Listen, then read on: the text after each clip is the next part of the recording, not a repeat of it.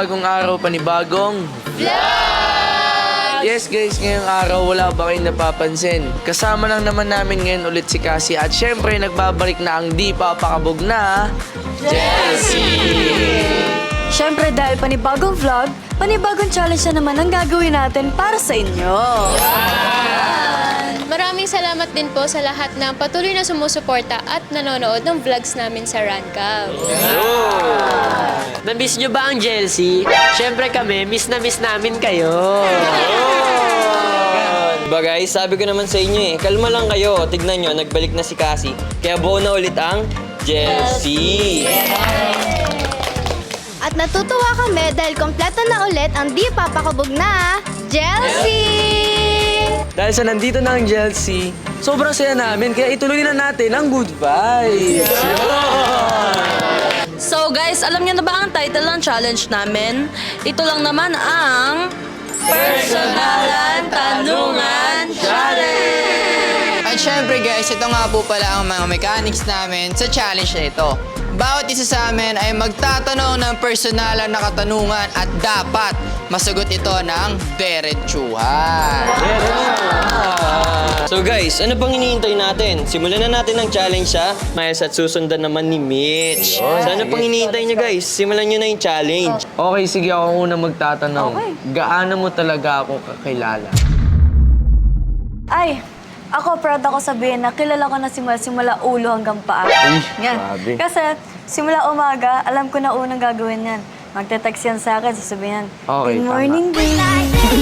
Kikiligin talaga ako yan hanggang pag... Gaano mo ako kakilala? Ay nako, sa 2 taong pagsasama namin ni Mitch, kilalang kilala ko na to.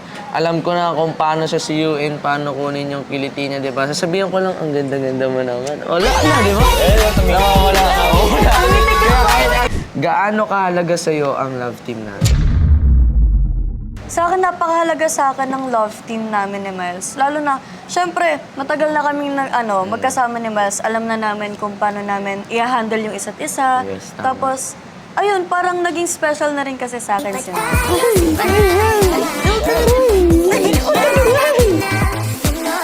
Gaano kahalaga sa'yo ang love team natin? Tumingin ka, sasagutin kita ng diretso. Okay.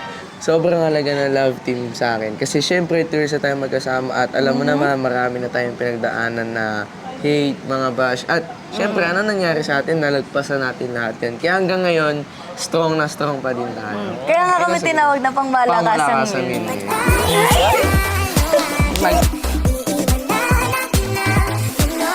Okay, last question. Ano ang pangarap ko simula bata pa lang ako? Ang alam ko kasi, ang gusto talaga ni Miles na pangarap, simula pagkabata niya is maging piloto. Pero nagbago na yun, di ba? Engineer na ngayon. Oo, engineer Kaya, na gusto ayun, ko. siguro, masaya na ako kung makakasama mo ako hanggang sa pagtupad ng pangarap. Ay, talaga na.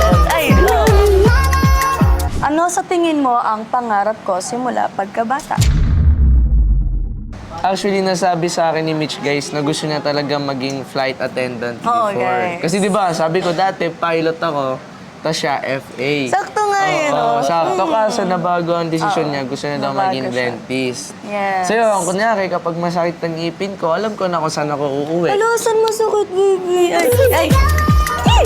Nakakailang ka na. Wait lang. Nakakailang baby Kasi ka. naman. Grabe guys, so tignan nyo.